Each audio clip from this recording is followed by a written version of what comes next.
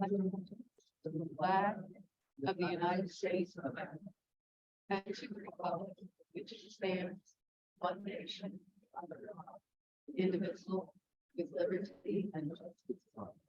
Greet your neighbor.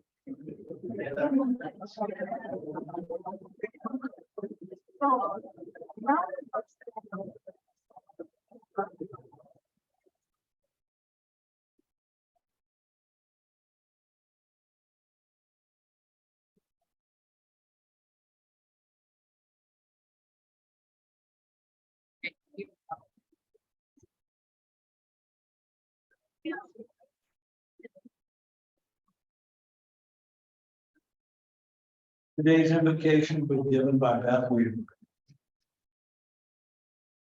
Let us pray. Dear Lord, we thank you for the blessing of the sunshine of the day. We thank you for this food and all the many blessings that we've enjoyed, the fellowship here with friends. Thank you for the mission of putting service above self. Help us to continue to strive for that goal to the betterment of our community and to your glory. Amen.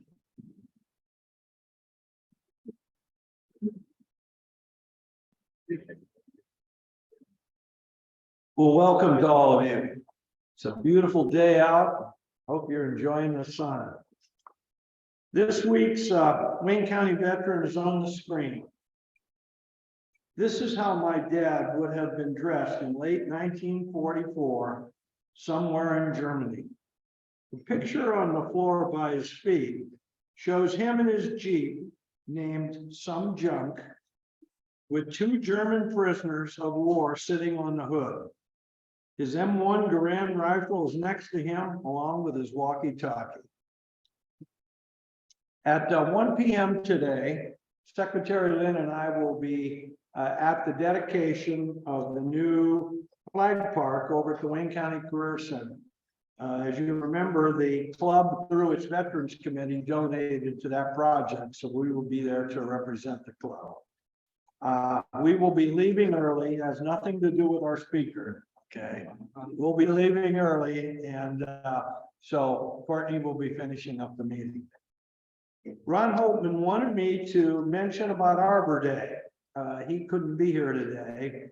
That they rescheduled the Arbor Day celebration will be this Friday, the 19th at 1:15, located at the north portion of Oak Hill Park behind the original Rotary sign. He said 3 eastern white pines will be planted. The replacement swamp oak will be planted within the close proximity, and that all Rotarians are invited to attend. I hope I got that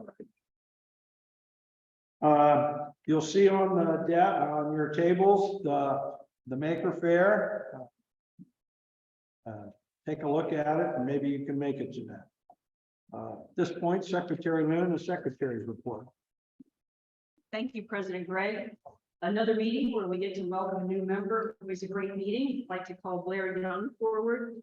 Blair is the managing partner of Yaco Pizza 70 and Bosco's Pizza Kitchen in Wooster, and was proposed by President Greg Long. Welcome.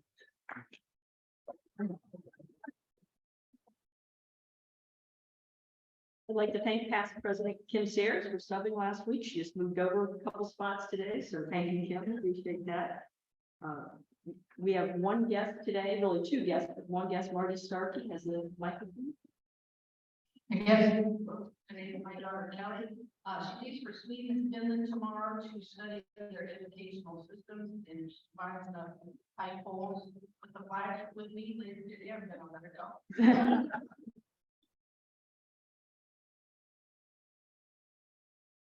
And congratulations on the board. You're a recent graduate of Adrian College. Is that correct?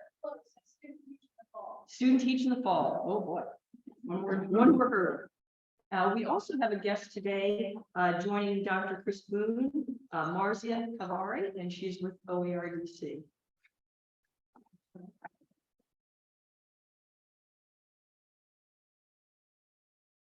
One other thing I'd like to mention and thank you to Katie Holgeman, who's been doing the weekly post. How many of you are on our social media? Like, if you're not, you know, I'm not a real big poster, but it's well worth joining and being a friend.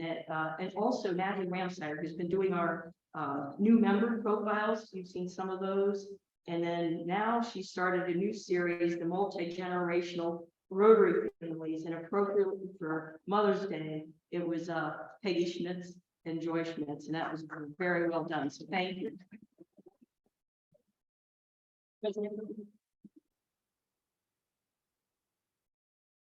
That multi-generation thing was very nice, Peggy and Joy. I would like to see those. And we have a number of those in the club. So I assume that we will be picking up all the different ones. Kelly, welcome again. And you've come enough times now. It's about time you became a member. Well, we hope you guys enjoy the program today, even though it is Bobby. Had to do that. He is a Patriot fan, which really doesn't get him a lot of points with me. Today's speaker will be introduced by Kim Sayers.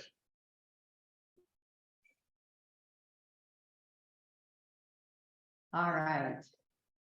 Bobby Warren grew up in an Italian family in an Italian town, Revere, Massachusetts, just outside of Boston. He also lived in Jacksonville and Daytona Beach, Florida, Columbia, South Carolina, Little Rock, Arkansas, and Cincinnati, where he graduated with a bachelor's and master's degree from the late great Cincinnati Christian University, formerly Cincinnati Bible College and Seminary. He met his wife, Wendy, while studying in Cincinnati, and they moved here to the Worcester area in 2003, when Bobby started work as a reporter for the Daily Record. Bobby was always interested in writing. His goal in life was to get paid to write. He wanted to write screenplays, but he figured that a successful screenwriter might only sell 2 scripts. So how would he earn money to put food on the table? Enter journalism. Bobby studied journalism at Daytona State University, the University of Central Florida, and at Cincinnati Christian. In January 2018, Bobby exited journalism to start his own digital media company, Wooster Media Group LLC, where he specializes in search engine optimization. His primary focus is working with bloggers, publishers, and businesses to get their content to rank higher in Google searches. He's worked with, and he has worked with and consulted with companies locally and in Florida, North Carolina, Washington State, California, Tennessee, Mexico, Australia, and Romania. He and Wendy are both able to work from home in Worcester, where they share a place with their 3 cats and their dog. I had the pleasure of working a bit with Bobby in his days when he was with the Daily Record, doing journalism and reporting with some of our work from campus. So it was nice to make a connection and follow up now on what in the world's happening with journalism. Please give Bobby Warren a warm Rotary welcome.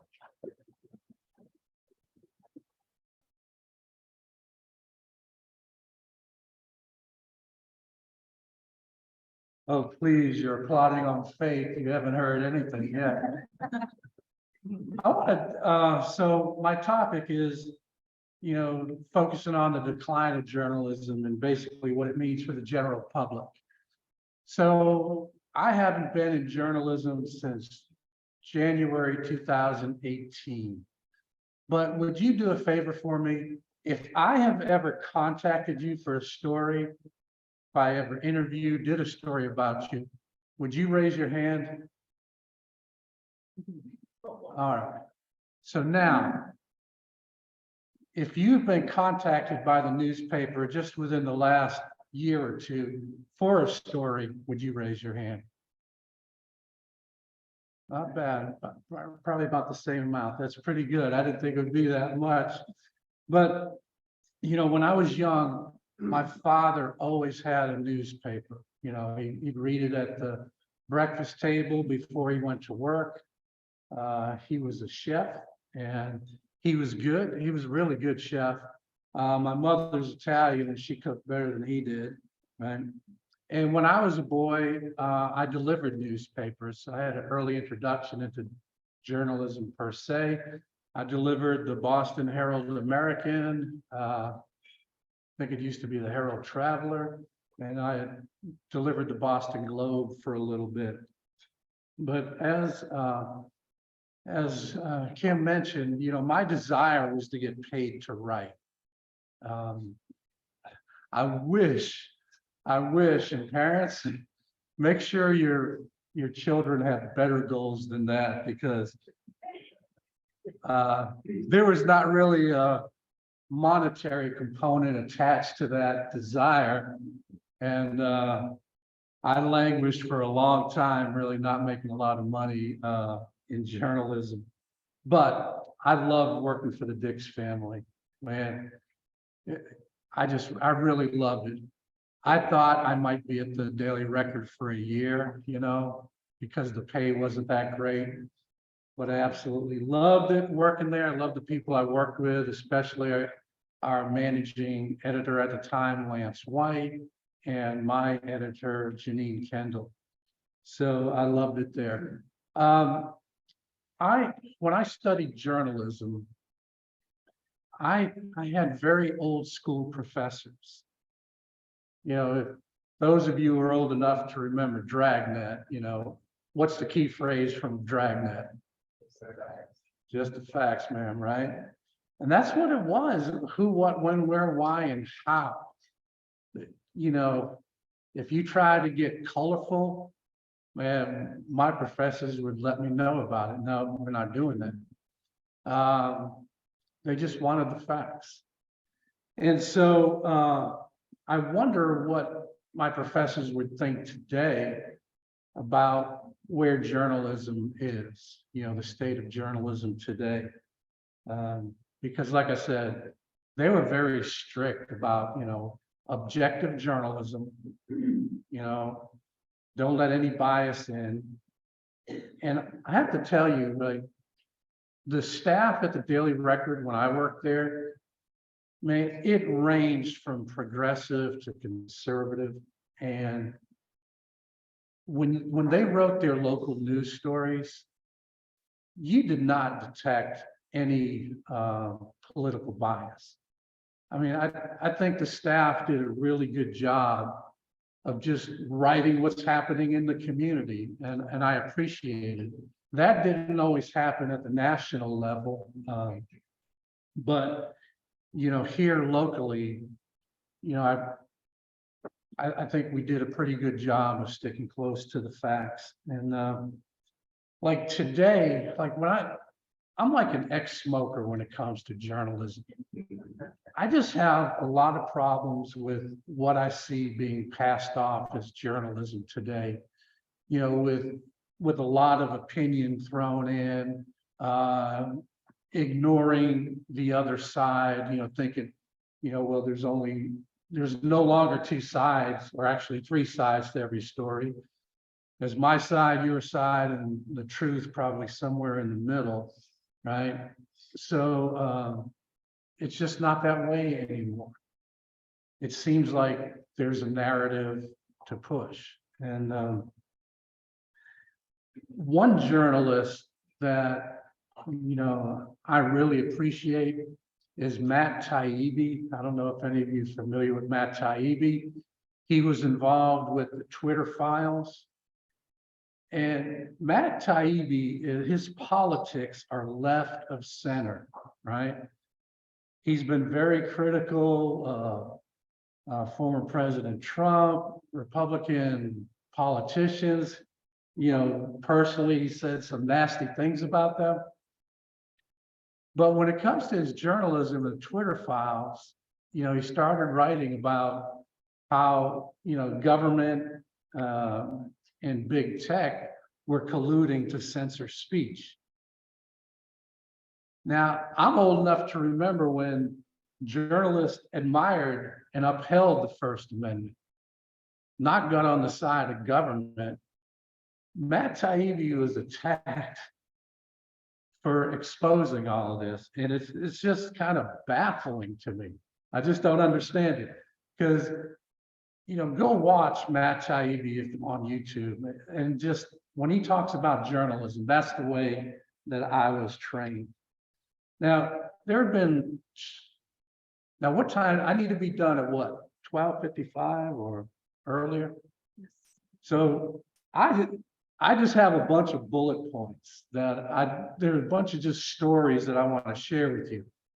If I'm going too long, say, hey, you need to shut this down, and I will, And if you just want to see my bullet points, you can go to bobbywarren.com, and it's the first link up top. Anyway, so there have been changes in journalism. I think when Rush Limbaugh was a political commentator, he talked a lot about political bias in the media. There was a poll done after Bill Clinton was elected as president, and I think more than 80% of journalists had voted for President Clinton.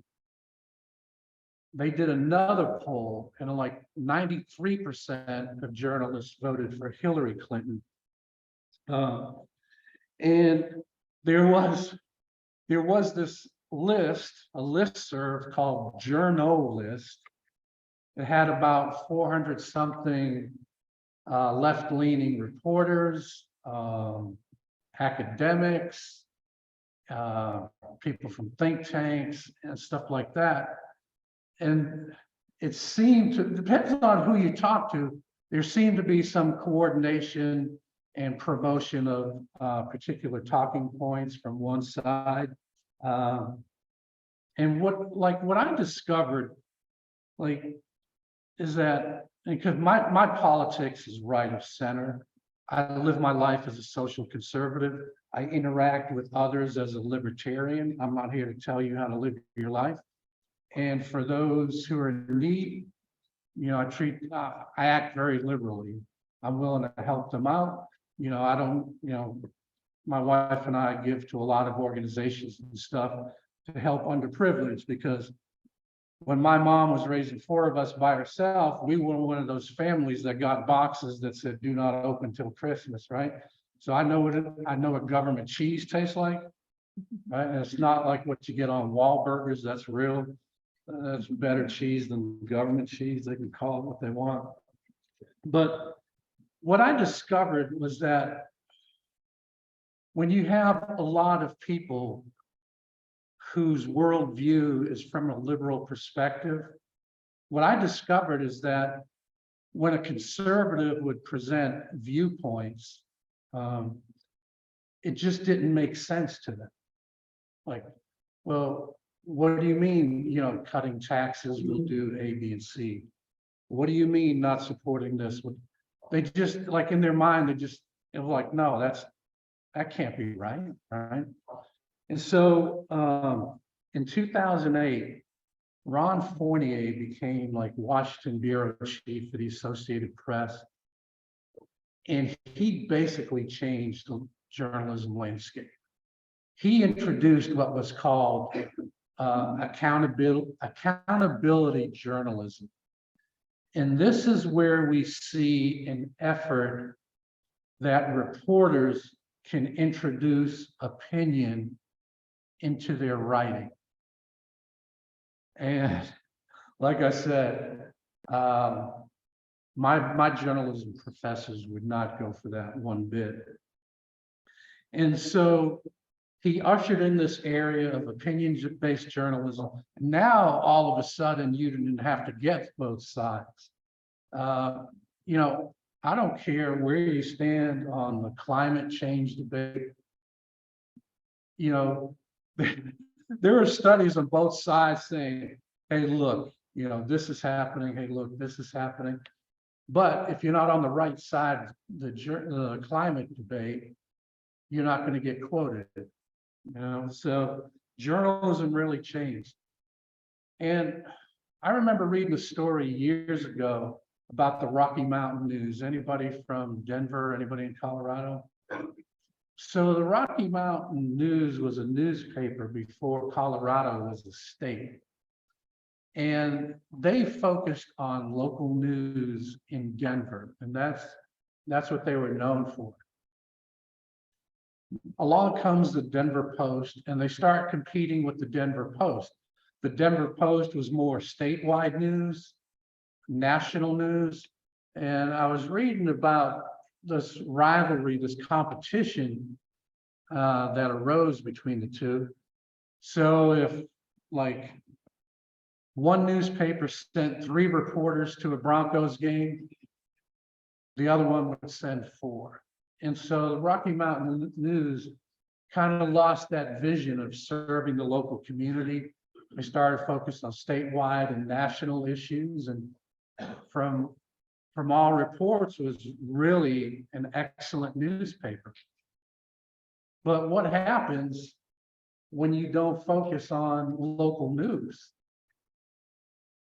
Why should the locals support you? Well, they can get it somewhere else. They can probably get better coverage of national issues from places like the Chicago Tribune, New York Times, Washington Post.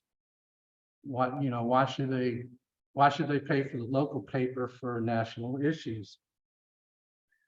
And in 2008, the paper was getting ready, preparing to celebrate its 150th anniversary. Unfortunately, it never made it. It lost sight of its vision, it's lost sight of its mission. And it shut down in 2009. Over this time, consumption of news has changed. Looking at Christopher Bueller here, about a decade ago, I was sitting with Dan Shanahan of Bueller's at a certified Angus beef event. And we were talking about just how segmented, distribution is.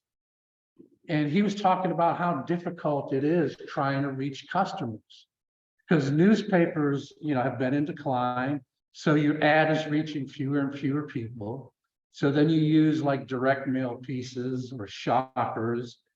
How much should you invest in radio ads, television ads, internet ads, right?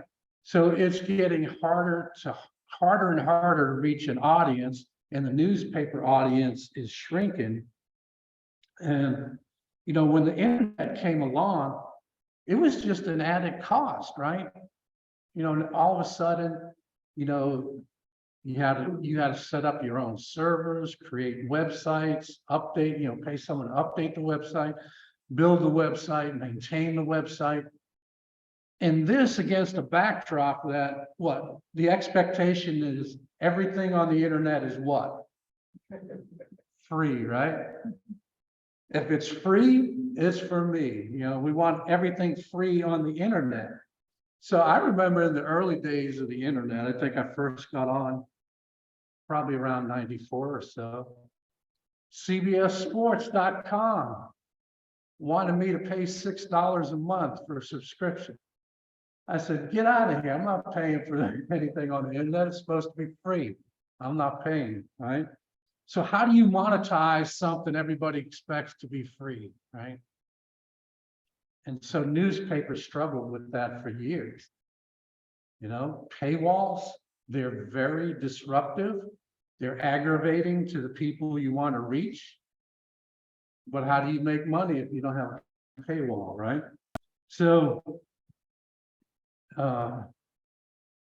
when you're trying to present the news, where can you go? You can go to websites, you can, internet radio stations, podcasts, YouTube, social media. There's just so many ways, we consume media now.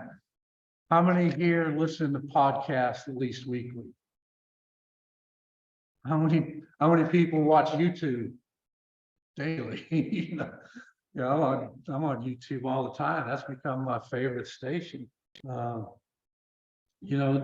We consume media in different ways. One of the things that's frustrating is that, there's now conservative news sites, liberal news sites, and people who pretend to be, and then there's independent news sites. It's just hard. The journalism landscape is so fractured. So newspapers and all this shuttered, they sold, they merged. The AP reported that there were 75,000 journalists in 2006. By May 2022, that number was down to 31,000. The AP also reported that there were like 8,900 newspapers in 2005, and that was down to less than 6,400 in May 2022. Now, locally, the Dix family had owned the Daily Record.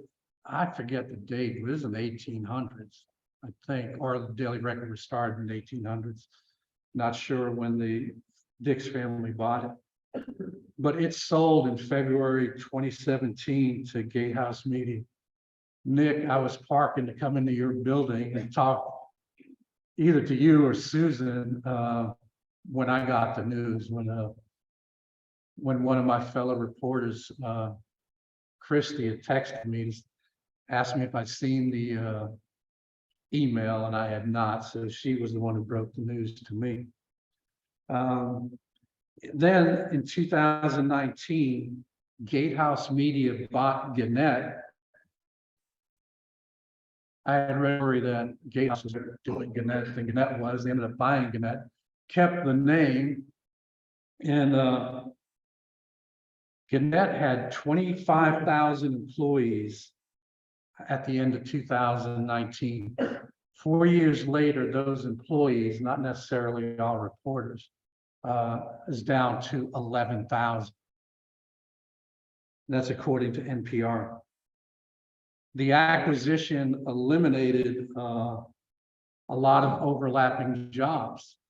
Like, I don't know where the Daily Record is printed today. I don't know if it's in Canton or somewhere else. But somebody told me that the press here was in better condition and was newer than the one where they're printing at now. But a lot of overlapping jobs were eliminated, like bookkeeping, ad design, page design, and printing. So I forget where the ads are designed, but they're designed somewhere else. So what Gatehouse used to call these synergies, right? They're implementing synergies or something like that. But all of this is contributing to the decline of journalism. The former printing press on 585, the press that was out there was dismantled and destroyed. It wasn't sold, it was destroyed. I don't know the reason for that. I don't know if because it's some tax incentive thing or what. I have no clue why. I just know that it was. And so newspapers have been reducing the number of days they print, hard copy editions. The reduction of all this, of the number of newspapers, the number of print days, the number of journalists, they lead to what's called news deserts. Almost like, when grocery stores move out of high crime areas and create what they call food deserts. There are news deserts out there, places that no longer have a local newspaper to report on what's happening locally. I'm from Massachusetts. I know Bob Gorman knows this. Tip O'Neill said what? All politics is what? A D, and we want our news to be local. So this leads to the question for, communities, businesses, schools, and governments. How do you get your story out in a news desert, right? How do you let people know what's going on? I served as city editor for the Daily Record for about 7 to 8 months before the Great Recession. And I oversaw a team of 11 reporters, 8 who worked in Wayne County. 7 were based out of the Wooster office. Paul Loker was based out of Warville. And we had 3 reporters in Holmes County. And there is now 1 reporter covering Wayne County and 1 reporter covering Holmes County for the Daily Record. That doesn't include, that's not talking about the Worcester Weekly. Who's been doing a good job of getting out a lot of local news. But I never worked there. I worked for the Daily Record. So one way to answer that question is, how do you get your story out? Is you can kind of do what Captain Doug Hunter of the Wayne County Sheriff's Office did. How many of you have ever watched the daily update from Captain Hunter? All right. When I was talking to him last night about it, and I mistakenly thought, well, once I thought I was wrong, but I was mistaken. But I mistakenly thought that he started the daily update because of a diminishing news coverage. He said that, no, that wasn't it at all. There was a bomb threat at Triway years ago. He didn't remember it, and I certainly didn't. And he put out a video as a way to kind of insert calmness into this situation.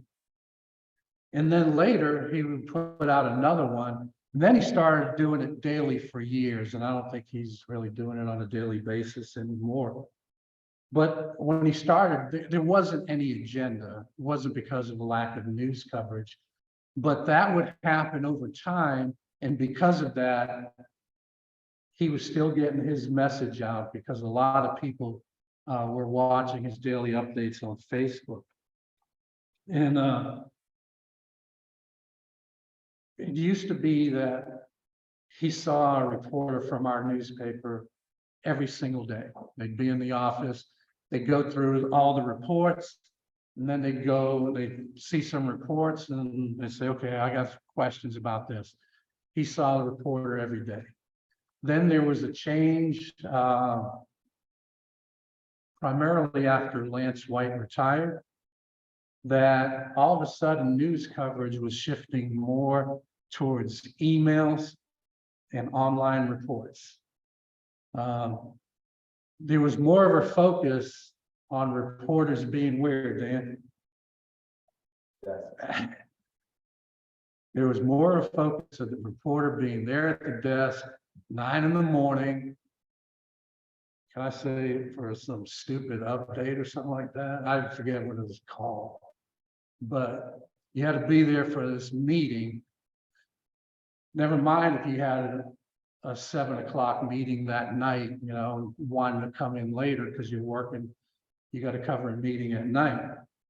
So one of my pet peeves, and still is a pet peeve, but I don't watch local channels anymore. I cut the cable a while ago, is this phrase from television news reporters, reporting live from the newsroom.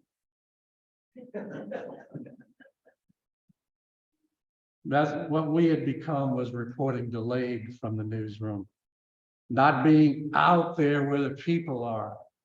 When you are out there with the people, you pick up so many stories by accident. They make you look good, but I'll tell you, I'm here to testify. Sometimes it's better to be lucky than good, right? So anyway, to get your story out, one of the things you can do is really become your own news outlet. That's just the way it is. I'm not saying go create your own news organization, or, you know, I wouldn't recommend creating a newspaper today, and I'm not recommending you create a news website to produce your own content, but you do have to produce your own content. Now, I've consulted, where's Tim Monet? I've done some consulting with public entities, private entities, and educational entities about establishing these kinds of positions, you know, in order to help get your story out. So if you want to get your story out, write a press release. And I would encourage you to do it more like a news story than a press release. So often when I was at the newspaper, Dan, you can back me up if you want to. You get these press releases and they're like all this flowery language about, oh, the greatest, you know, and all this. Just go back to Dragnet, just the facts, man, just the facts, who, what, when, where, why, and how. Just write that, hey, you know, we're having an event today at 1 o'clock at Wayne County Schools Career Center, but we're doing this little flagpole park, you know, whatever, you drinks and refreshments afterward or whatever. Just write that. I say write the press release in two ways. One, in a narrative form, just like a news story, right? And then secondly, just put bullet points and quotes. That way, if you sent me a press release, I don't want to copy and paste it. I'm a journalist, right? I want to write the story. But then if you send bullet points about, hey, this is when it is, this is where it is, this is what so-and-so has to say about it. Now I can take those bullet points and craft my own story and do a little bit of follow-up. So either, you know, write the narrative here. If you just want to copy and paste, here it is. If you're interested in contacting us for a story, here are the highlights, here are the facts. And send them out, you know, to the newspapers, radio stations. You can even try television stations because they all have websites and they all want to attract eyeballs, right? So it might be Cleveland, Akron, or wherever, but try sending press releases to those television stations as well. There's a lot of Facebook groups that focus on Wooster, like the Wooster Insider. You know, not to pick on Chris, but my wife and I were going to City Square for dinner one night, parked in front of E&H Hardware down the public square. And there was a bird that was caught in a wire and it was just hanging there, right? And it would give up and then it would start flapping its wings. There was no place for it to rest on. My wife grabs an umbrella out of the car. You know, I grew up in Massachusetts, an Italian neighborhood. Men did not carry umbrellas, right? I wouldn't have had one. She had an umbrella in the car. She opened it up, handed it to me, and I'm standing like this. And the bird was able to rest on top of the umbrella while Wendy went in and contacted an employee. Manager comes out.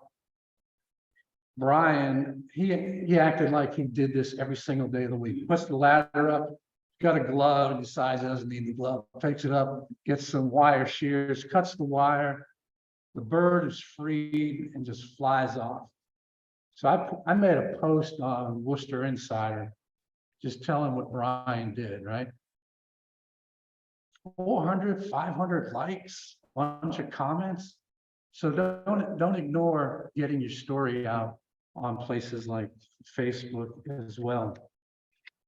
And, you know, reporters, at least this reporter was like water. I follow the path of least resistance. If I keep trying to get in touch with you and you don't get back to me, I'm not calling you in the future. I'm not reaching out.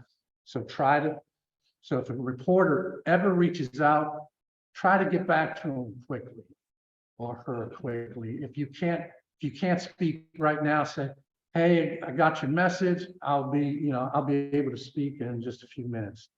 Because normally, and you guys know this if you ever dealt with me, I'm always on deadline, right? I need it now. I need it fast, you know, like Domino's, 30 minutes or less before they got sued. But so make things easy for the newspaper, write it out, do the highlights, get back to them quickly. The reality is that you're gonna have to become your own news outlet. Create a blog on your website, share it on Facebook, Twitter, wherever people, wherever your people are. And so, and once you start doing that, you're gonna discover how expensive news gathering is and why the newspaper industry is struggling. But let me just empower you to take action and pretty much do it yourself. I don't know if we have time for questions.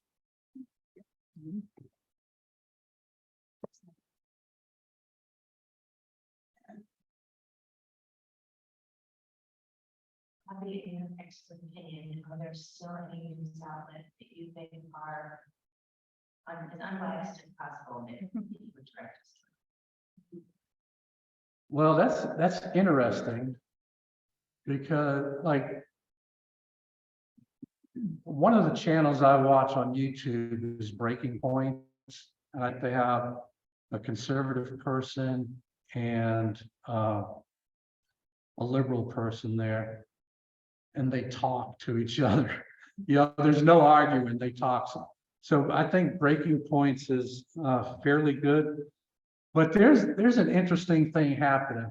I know I'm not supposed to talk about politics, but I had a thesis that I shared with some friends on Facebook. I said, Trump's turning Republicans into Democrats and Democrats into Republicans. So now what you see is there are progressives like Jimmy Dore, who appears to be moving towards the right, but not really. He's still progressive, but they're not he's not, promoting anybody's talking points. He's independent, not a fan of Reagan. He's not a fan of liberals who aren't to the left of him. But Jimmy Dore is interesting, D-O-R-E. He's interesting. But the thing with what I tell people is when a story breaks, there's like three waves. First is just the story, like this is what happened. Like hold off on forming an opinion. The second wave of stories will come, and then you're going to get a little bit more facts.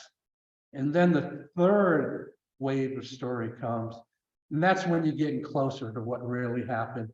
And many times that third wave is, quite different from what was first reported about motivations, why this person did something. So I just say, wait, don't rush to any decisions.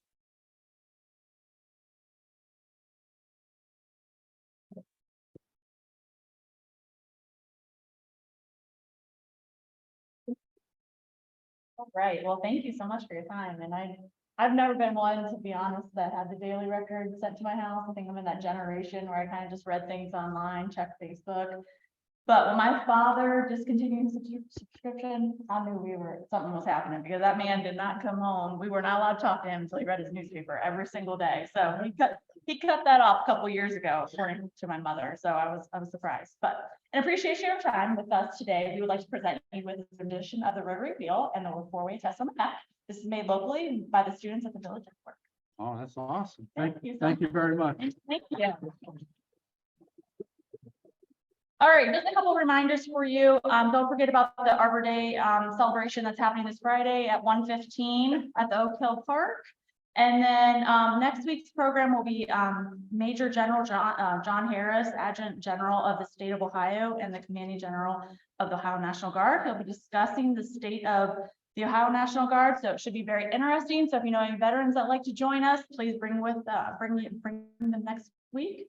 And with that, we hope you all have a safe week and see you next Monday. We stand adjourned.